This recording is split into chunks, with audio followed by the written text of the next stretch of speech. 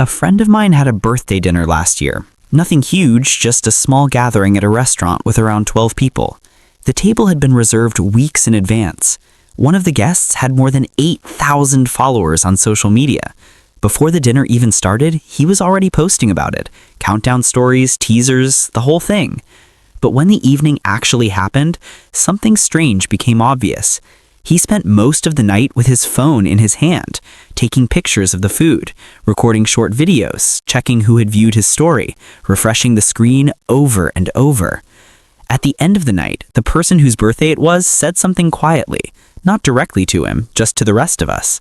They said, "I don't think he was really here tonight." And that sentence stuck with me.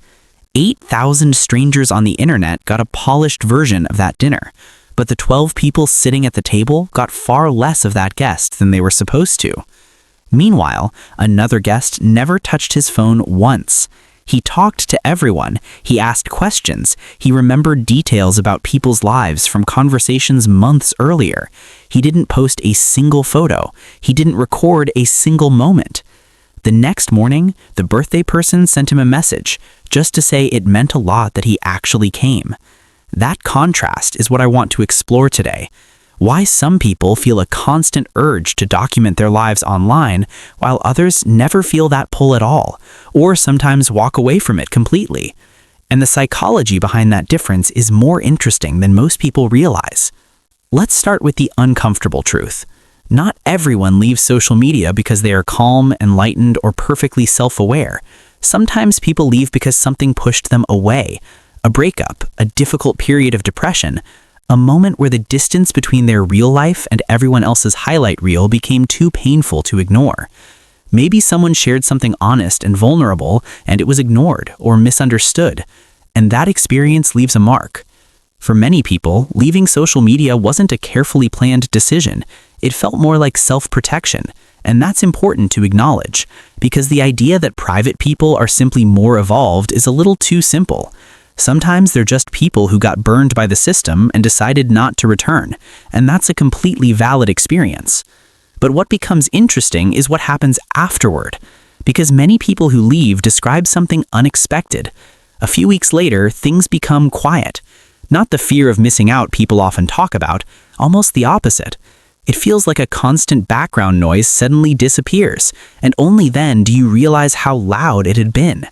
When you ask those people what they miss about social media, most of them pause. They think for a long time, and then they usually say something surprising.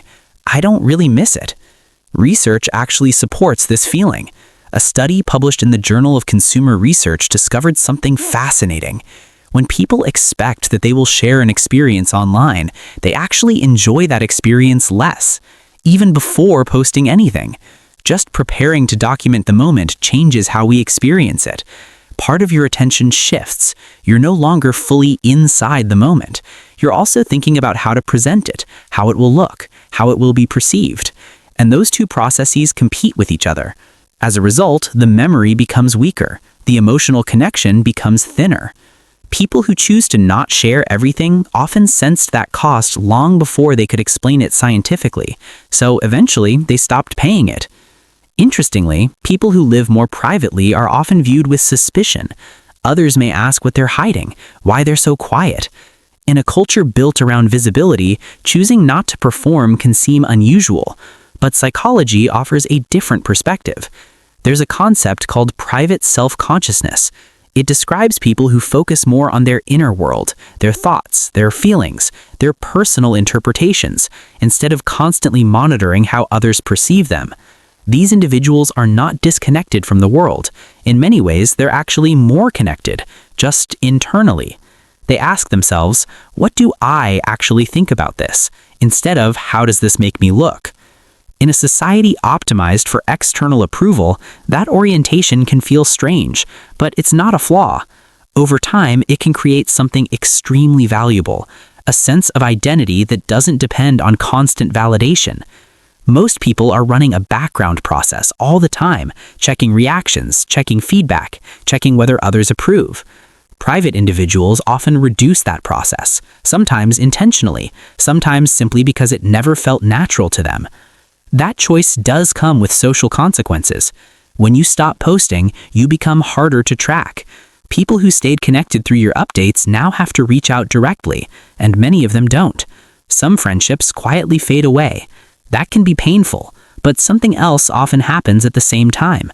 The people who do reach out, the ones who call, the ones who text, the ones who make real plans, they turn out to be a very different kind of relationship. And decades of research support this. One of the longest psychological studies ever conducted, the Harvard Study of Adult Development, followed people for more than 80 years, and the conclusion remained consistent. The strongest predictor of long-term happiness and health wasn't wealth or fame or status. It was the quality of close relationships. Depth, not quantity. That friend who remembered details about everyone's lives at dinner, that's the data. Older generations sometimes remember life before social media existed, and many of them describe something similar. Life felt more personal somehow. Not perfect. Technology has obviously brought many benefits, but experiences felt like they belonged to the people living them. Moments didn't need to be documented to matter. For younger generations, that mindset now has to be intentionally rebuilt. And people who maintain that habit often appear different. They're simply present, fully engaged in whatever is happening. No part of their mind is already thinking about captions or posts or reactions. People sometimes describe that as peace, but it might be something even deeper. Ownership. The feeling that your life truly belongs to you, not to an audience, not to an algorithm, just to you. So if you've ever felt strange for not wanting to share everything, if you've stepped away from the constant online noise, or if you've always felt that your life is something personal, you were never behind. You may have simply arrived early at a conversation the world is only beginning to have. If this perspective resonated with you, share it with someone who might need to hear it. And if you enjoy psychology explained in simple terms like this, subscribe to the channel and turn on notifications so you don't miss future videos. Your support helps keep these deep dives going.